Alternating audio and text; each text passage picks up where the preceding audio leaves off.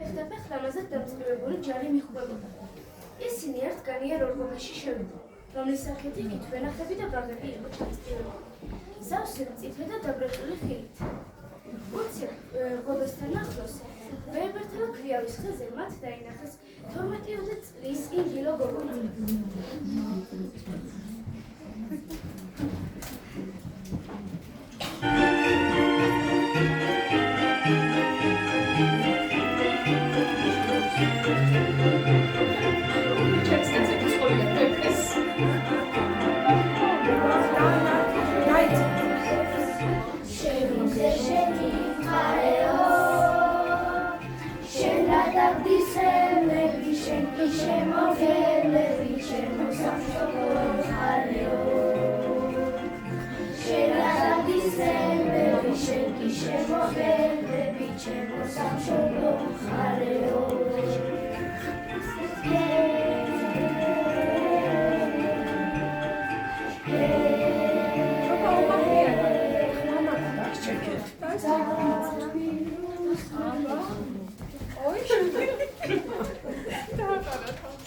შებრიყო, ეს როგორ გავედე?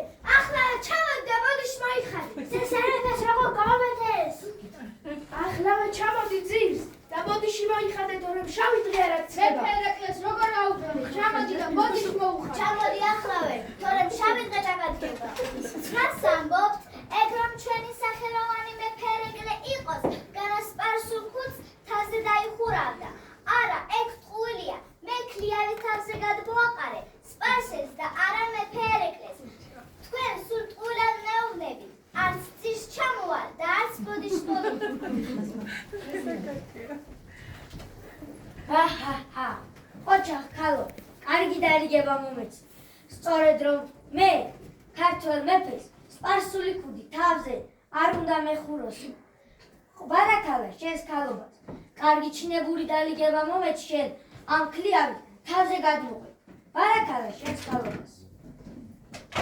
აი ეს საჩუქარი იმ ქართველ სამაგალითო გოგუც უნდა ჩემგან მიეცი.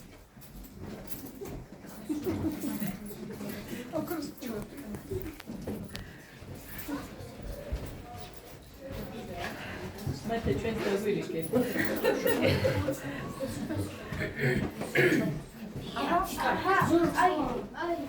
ეს არის მეფის გულითადი საჩუქარი დამცა. აი, მეორე მუბარათები. ერთხელ გვაწყენ, მეორე დახარჯენ. მეფეს მეორე რუს მოგა ალხანი.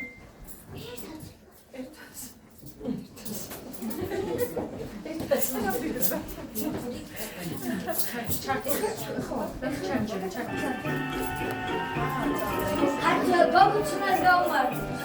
ქართველ მეფეს გაუმართო.